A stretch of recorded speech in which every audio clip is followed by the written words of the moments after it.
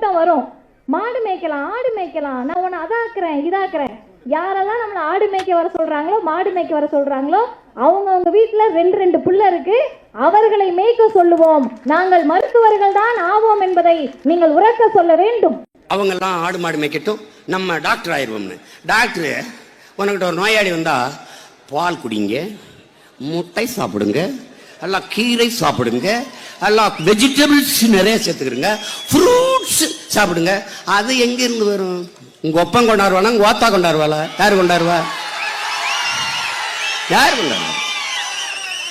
எங்க ஆத்தால பண்ண கொண்டு வரணும் ராஜா, தெரியுதுல்ல? அங்க உன்னை குற்றப்படுத்துவான். வேளாண்மை செஞ்சிடாத, ஆடு மாடு வளர்த்துறாத, நாட்டுக்கோழி வளர்த்துறாத, பட்டுப்பூச்சி வளர்த்துறாத, தேனீக்கள் வளர்த்துறாத. ஆனா தேன் 2 டீஸ்பூன், 2 தேக்க 2 தேன் சாப்பிட்டீங்கன்னா அவ்வளவு ஹெல்த்துக்கு நல்லது.